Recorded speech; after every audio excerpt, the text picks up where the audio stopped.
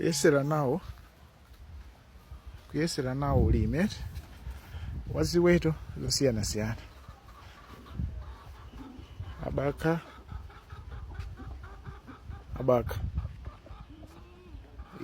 uyima muziwena anama 2000 mukuchiziwena imene ndi turkey, chizungu chake amati turkey amene pachichewa amamuchula kuti nkhukutembo kaya zina imene inachokera kuti ali nkhukutembo imene aiwa chizungu chake ndi turkey amene i turkey.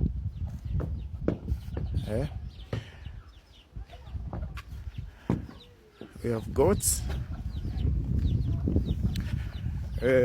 Uku kuli makola ankhumba. Ndofuna ndikuwuzeni story yomwe inachitika. This is my brother's place. My brother bought this land a few years back. Amanduza said ndofuna ndigule malo ndiliwangapo ulimi.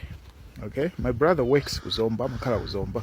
Koma bought this land chakumapanga kumapanga kuno. Yeah, so anamanga mpanda osewo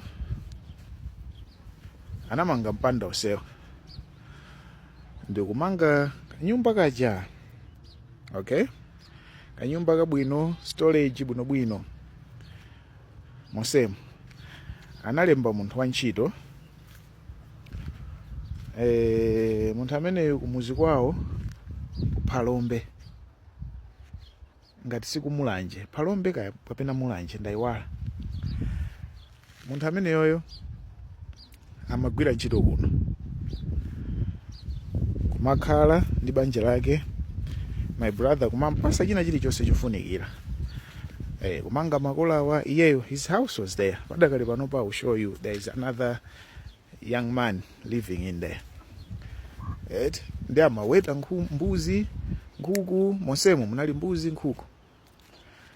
Amwene that man ananchita brother wanga chipongwe not long time ago. Kodi ndikumayambiriro kwa chaka chomwe chino. Nkhuku zonse zimukuona apa pa mbuzizi ndikuyambiraso. Resilience imeneyo kuchita kuyambiraso.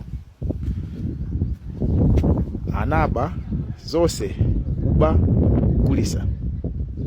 Kuba mbuzi zonse, kuba nkhuku zonse kugulisa. Wanchito amene.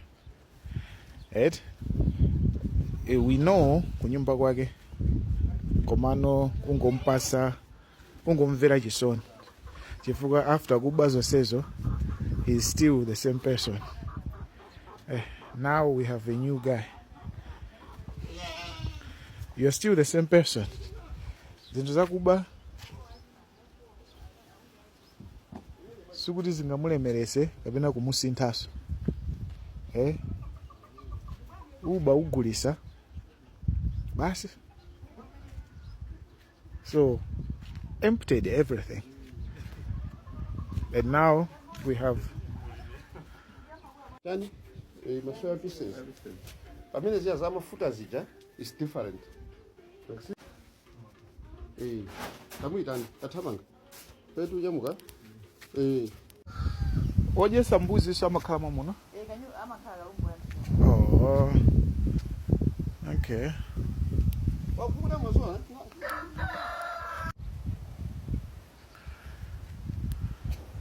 So anyway, ndividilize. Padakali pano mbuzi zatuluka, palisha nyakabusa amene amatenga timati nyakabusa abusa. Kodi mawu oti nyakabusa ndi chichewa kapena chisena? Chichewa ndi chani? Mbusa? Oh, nyakabusa is derogator. Okay. Bali mbusa, mbusa wa mbuzi. Watuluka nazo mbuzi. So kuyambiraso starting all over. Panopa mbuzi zikuthamangira 40. Nkhukutembo about 20. Mateke iziwo. Yeah. Ndi nkhuku izizi tinganene kuti za free range koma no semi free range chifukwa amapanga so mix zakudya kumazipatsa. Right?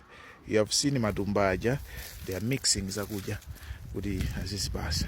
Anyway, the story yomwe nimapanga share ndi ya chipongwe chimene wantchito anapanga.